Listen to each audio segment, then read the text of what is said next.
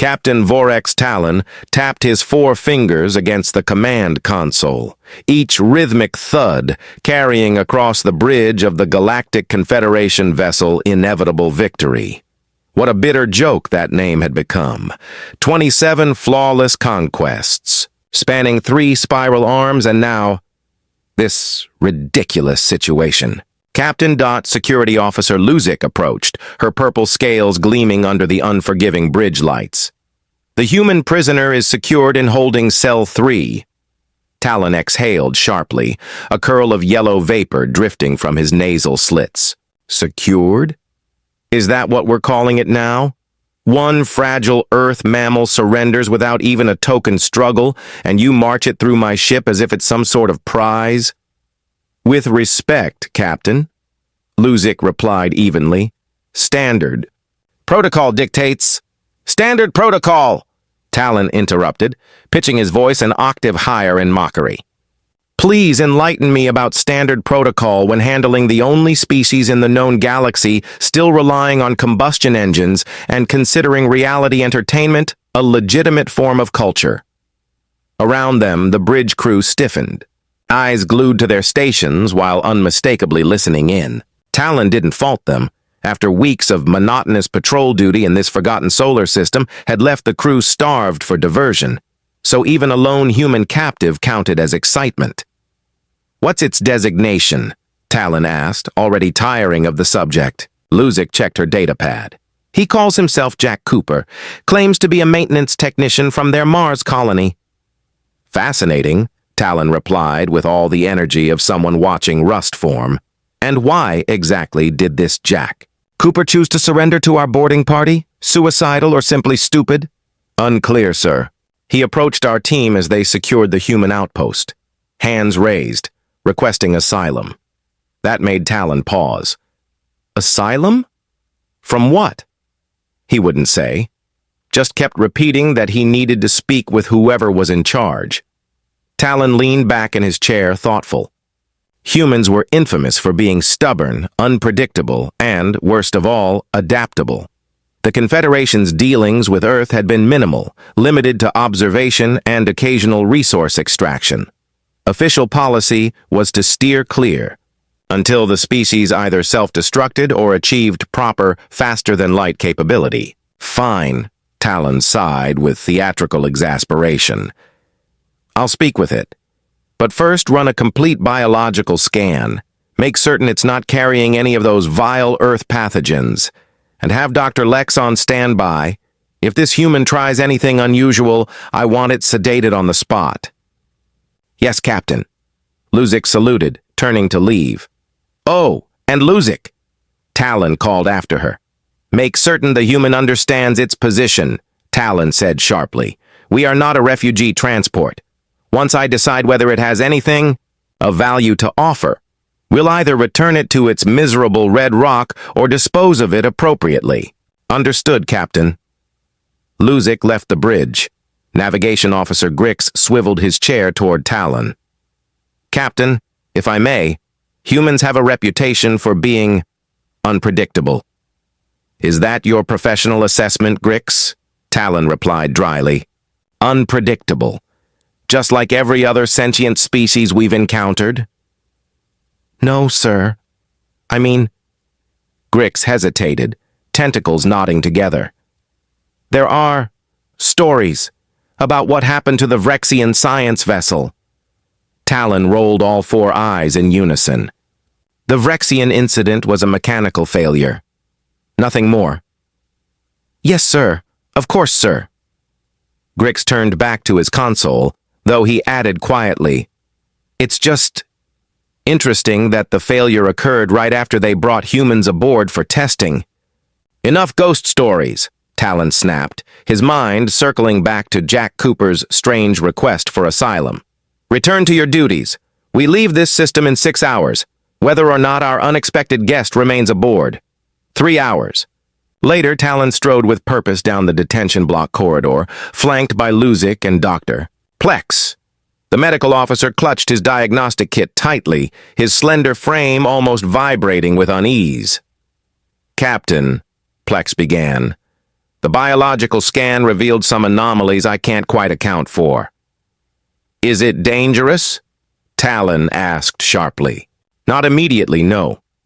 But its cellular structure contains elements I've never encountered before. Almost as if what, Doctor? Speak. As if it's been genetically altered. Subtly, but undeniably. Talon halted just short. Of the detention? Modified? How? That's just it. I can't tell, Plex admitted. The alterations are so well integrated, so seamless. It's either the work of evolutionary masters or... He hesitated. Or what? The human did it himself. Talon scoffed. Impossible. Their technology is primitive at best. They still debate whether to modify their own food crops.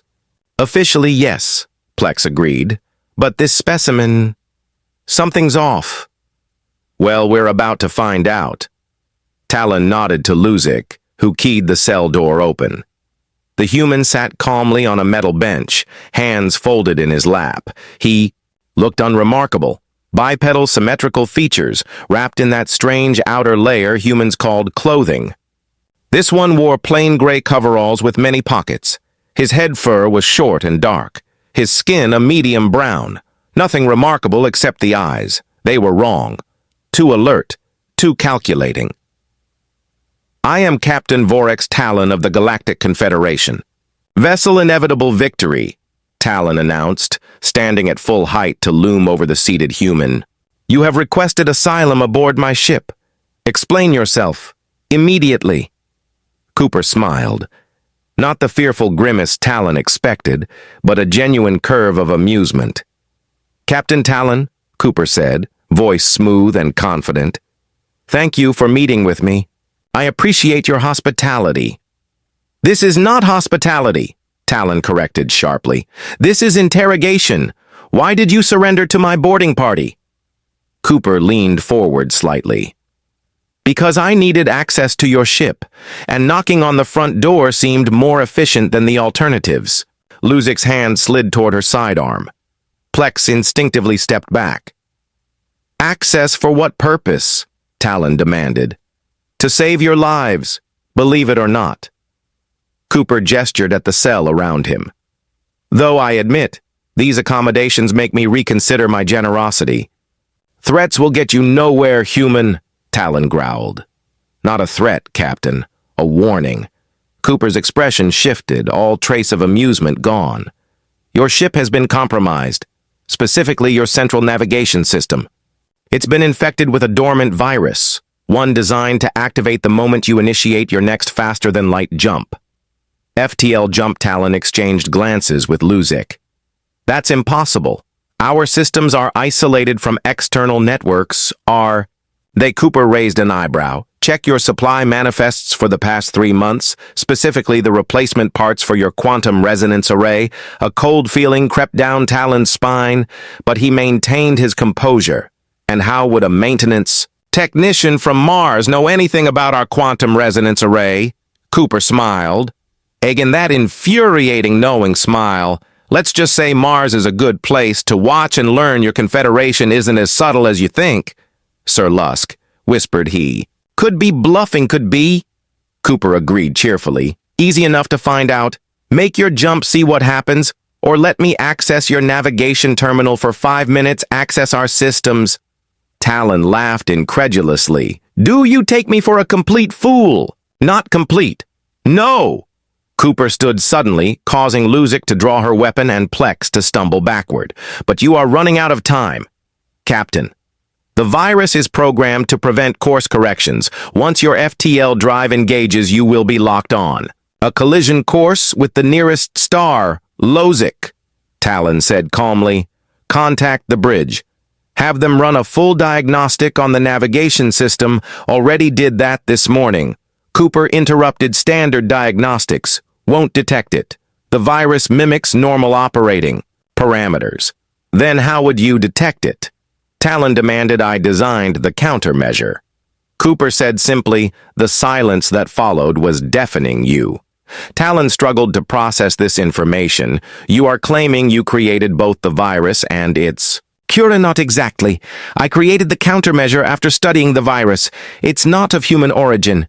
Captain, someone wants your ship destroyed, and they are using methods beyond your detection capabilities, who Luzik demanded her weapons still trained. On Cooper, if I had to guess. Cooper shrugged, and the archivists, even Plex, gasped at that. The archivists, a near-mythical species that supposedly predated the Confederation itself, rumors abounded about their advanced technology and territorial nature, but few had ever encountered them directly. That's absurd.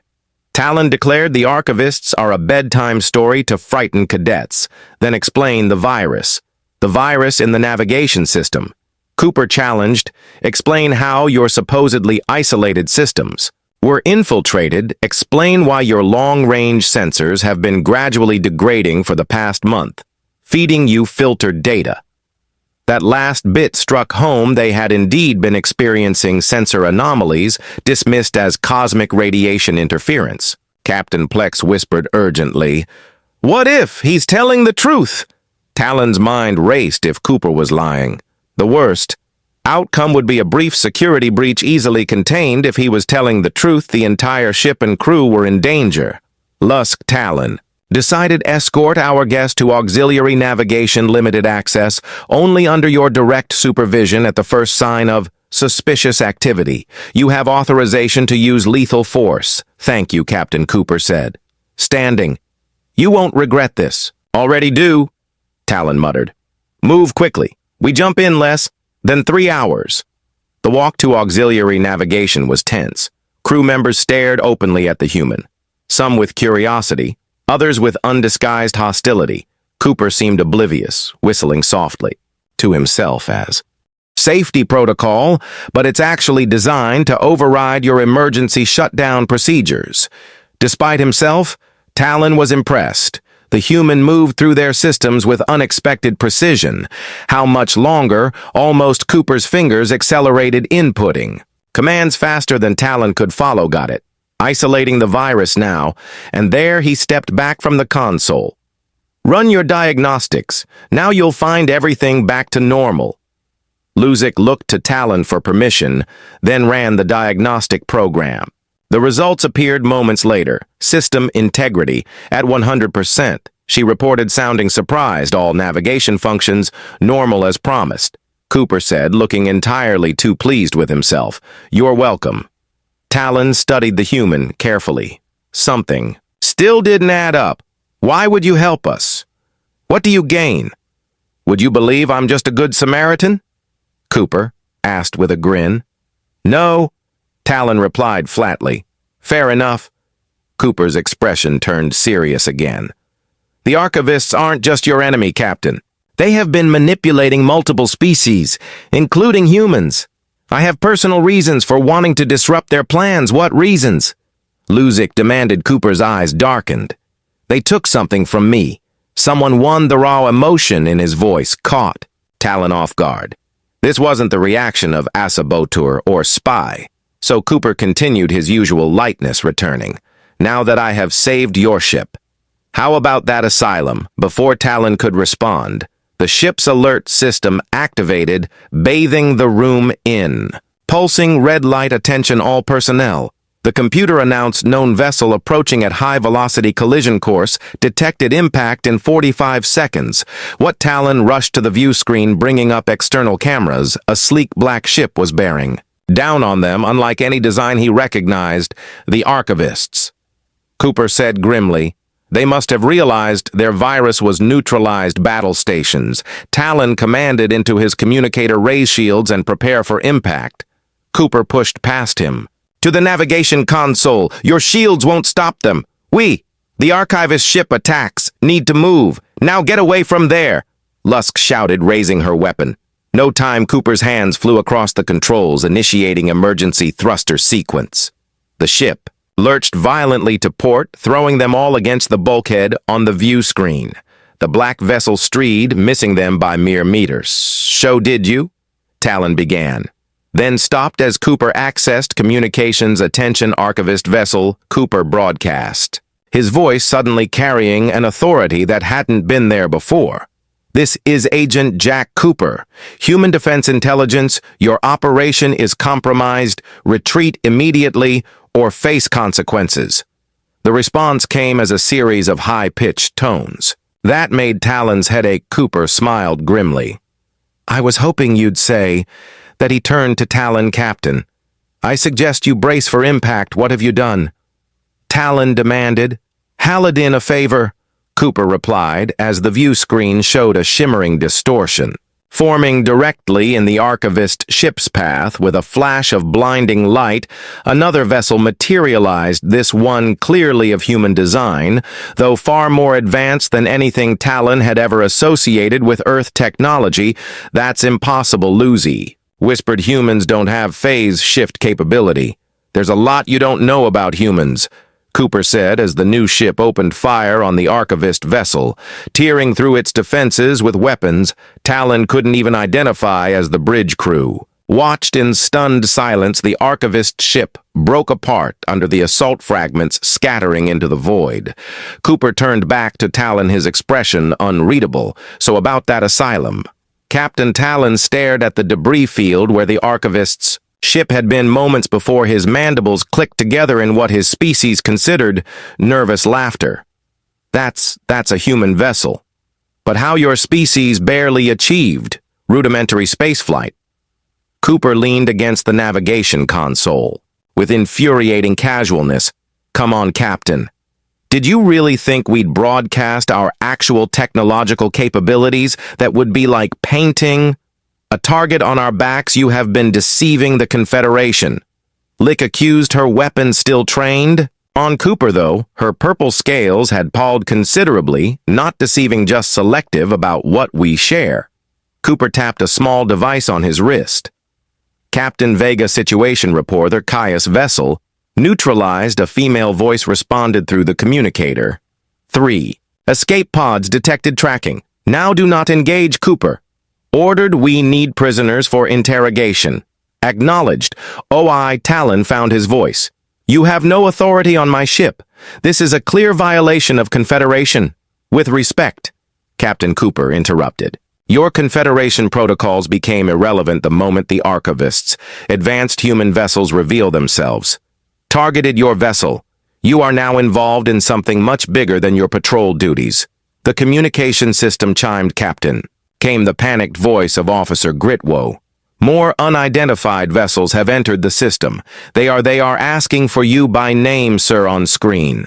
Talon commanded. The view screen flickered to show 2 more ships, one matching the sleek design of the human vessel that had saved them, the other bearing the unmistakable silhouette of an archivist battlecruiser. Plex whispered, his scientific curiosity temporarily overriding his fear. He thought they were theoretical. Unfortunately not, Cooper said grimly. Captain Talon, I need to speak with my team. Your ship is still in danger. Talon hesitated, only briefly put them through. Cooper nodded. Vega patching you through to the inevitable Victory's command system. The view screen split to show a human female with dark skin and close-cropped silver hair. Her uniform was black with subtle insignia. Talon didn't recognize Captain Talon, she acknowledged with a curt nod. I'm Captain Diana Vega, Human Defense Intelligence. We have been tracking this archivist cell for months. Your ship was to be their latest victim. That doesn't explain how you possess technology far beyond your reported capabilities. Talon countered, trying to maintain some semblance of control over the situation. Expression remained neutral. We can discuss intereses, politics later. Right now, we have an archivist battle cruiser approaching, and your vessel is directly in its firing path. My ship can defend. No, it can't. Cooper and Vega said simultaneously. The archivists have weapons specifically designed to bypass Confederation defenses. Cooper explained why. Do you think they have remained a myth for so long? Anyone who encounters them doesn't survive to report back, except humans. Apparently, Lozic noted suspiciously. Cooper's expression darkened. We have paid a heavy price for that knowledge, Talon made. A decision. What do you propose, Captain Vega? Your vessel needs to withdraw immediately. We will cover. Your retreat, Talon sputtered. This is a Confederation warship. We don't.